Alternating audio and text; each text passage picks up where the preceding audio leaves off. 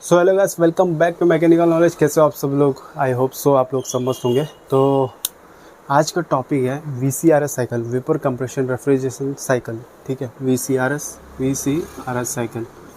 हम VCRS cycle की बात कर रहे हैं यहाँ पे। सिंपली अभी हम लोग समझते हैं कि एक्चुअल में यहाँ पे एक लगा होता है कंप्रेसर। ठीक है, पहले हम लोग सिमेटिक लेआउट देखते हैं किस तरीके से रहता है। कंप्रेसर लगा होता है, कंप्रेसर से यहाँ पे वेपर फॉर्म में रहेगा।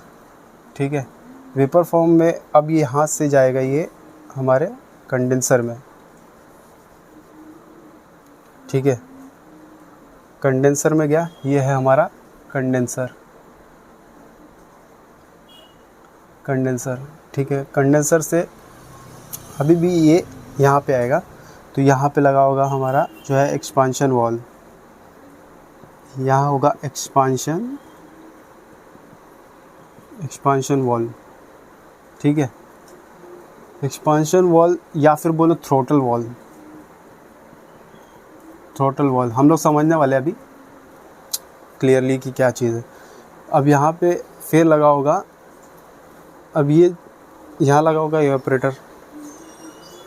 ठीक है, कंडेंसर है उधर, तो यहाँ इवेपोरेटर होगा और यहाँ से फिर कंप्रेसर में वापस से कुछ इस तरीके से रहेगा।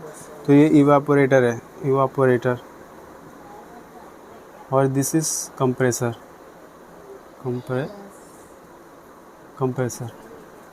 ठीक है, यहाँ पे हमारा जो है हीट वर्क इनपुट हो रहा है, यानी कि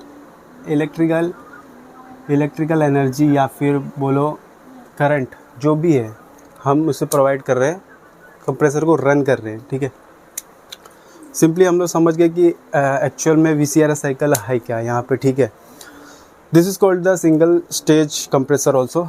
और हम लोग ये मान के चल रहे कि इस तरीके से ये लेआउट है। और VCRS तो ये लेआउट जो है प्लांट्स में, थर्मल पावर प्लांट्स और कोई भी चीज़ हो तो उसमें इस तरीके से वर्किंग करता है। कूलिंग टावर्स में वर्किंग करता है, किस तरीके से करता है, तो यहाँ पे ये चीज़ देख रहे हैं।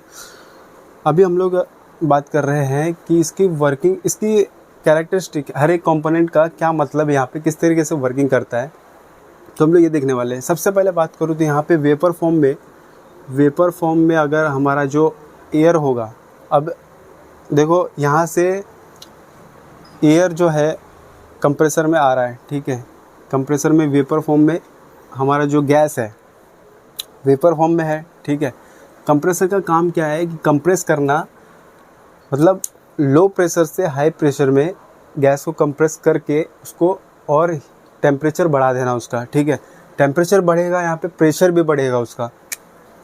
तो यहाँ पे हम कंप्रेसर की बात करें तो ये कंप्रेसर है। ठीक है, अब कंप्रेसर से वेपर फॉर्म में यहाँ से जाएगा हमारे कंडेंसर में। कंडेंसर का क्या काम है? कंडेंस करना। वहाँ पे इसको लिक्विड फॉर्म में कन्वर्ट करेगा। कंडेंस किया, इधर पे हीट को जो है बाहर निकाल रहा है, इसको लिक्विड फॉर्म में कन्वर्ट कर रहा है। मतलब यहाँ से कंडेंस करेगा, कंडेंस करने के बाद कंडेंसर, समझ रहे हो ना कि कंडेंसर इधर से कंडेंस करने के बाद यहाँ से इसको एक्सपांशन वॉल्व में भेजेगा। एक्सपांशन वॉल्व एक ऐसा मतलब डिवाइस है जहाँ पे प्रेशर ड्रॉप होता है, थ्रॉटल वॉल्व बोलो। टेम्परेचर T2 टू T1 यहाँ पे, मतलब हाई टेम्परेचर। अभी जैसे कि कंडेंसर ने अपना वर्क किया, यहाँ से वेपर फॉर्म को लिक्विड फॉर्म में कन्वर्ट किया। ठीक है, लिक्विड फॉर्म में कन्वर्ट करने के बाद इधर पे भेजा, तो यहाँ पे थ्रॉटल वॉल्व क्या होता है, प्रेशर ड्रॉप होता है। बहुत पतली सी ट्यूब होती है, तो उस ट्यूब से उस मतलब लिक्विड को फ्लो किया जाता है। तो वहाँ से क्या होता है कि उसका प्रेशर और कम होता है। ठीक है, टेम्परेचर और कम होता है, प्रेशर तो रहेगा, टेम्परेचर कम होता है, यानी कि ठंडा हो जाता है। तो यहाँ पे वाटर फॉर्म में लिक्विड प्लस, बोल सकते हैं लिक्विड प्लस वेपर फॉर्म में यहाँ पे कन्वर्ट हो रहा है। ठीक है, यहाँ पे वेपर फॉर्म से लिक्विड प्लस वेपर फॉर्म में कन्वर्ट हो रहा है। अब ये जाएगा इवापोरेटर में। इवापोरेटर में क्या होगा, हीट रिजेक्शन होगा, हीट इजेक्ट होगा। ठीक है, हीट बाहर निकलेगी। ठीक है, हीट जैसे ही बाहर निकलेगी यहाँ पे फिर से इवापोरेटर की बात कर रहे थे हम लोग, तो यहाँ पे हीट इजेक्ट करेगा इवापोरेटर, और यहाँ से इवापोरेटर से वापस से वेपर फॉर्म में कन्वर्ट होकर कंप्रेसर में जाएगा, और कंप्रेसर फिर से एयर को कंप्रेस करेगा, फिर से वेपर फॉर्म में यहाँ पे कंडेंसर में आएगा, फिर कंडेंसर जो है हीट को इलेबोरेट करके लिक्विड फॉर्म में करेगा।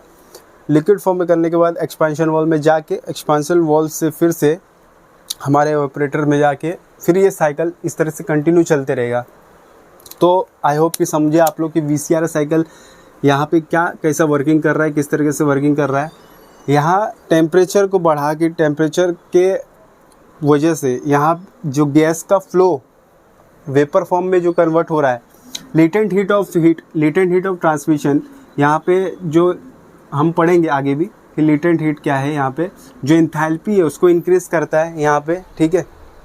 और कंडेंसर जो है यहाँ पे अपना काम करता है कि कंडेंस करता है उसको, मतलब समझ रहे हो ना, कि कंडेंस करके हीट को निकाल के उसको कन्वर्ट करता है, और वापस से एक्सपेंशन वाल में भेजने के बाद उसको वेपर फॉर्म, जो उसका एक प्रेशर ड्रॉप यहाँ पे होगा कंडेंसर में, लिक्विड फॉर्म में तो करेगा लेकिन वो पूरी तरह से लिक्विड फॉर्म में नहीं होगा, वो कुछ वेपर फॉर्म में ही रहेगा, पर वो एज सेम टू सेम, मतलब हम लोग समझ सकते हैं कि वो लिक्विड फॉर्म के तहत उस कंडीशन में आना शुरू हो जाता है। तो यहाँ पे इस तरह से यहाँ पे पता चल रहा है कि यहाँ से जब ये फ्लो कर रहा है तो कुछ इस तरीके से प्रेशर ड्रॉप हो रहा है, यहाँ पे टेम्परेचर डाउन हो रहा है from high pressure to low pressure, फिर से यहाँ पे इवापोरेटर में जाके from low pressure to high pressure convert हो रहा है। तो यही है compressor, condenser, evaporator, expansion valve का काम। तो आई होप कि आप लोगों को समझ में आया होगा। अगर कोई भी चीज़ हो कमेंट में ज़रूर पूछे कि किस तरीके से वर्किंग होता है। I will comment in that comment box.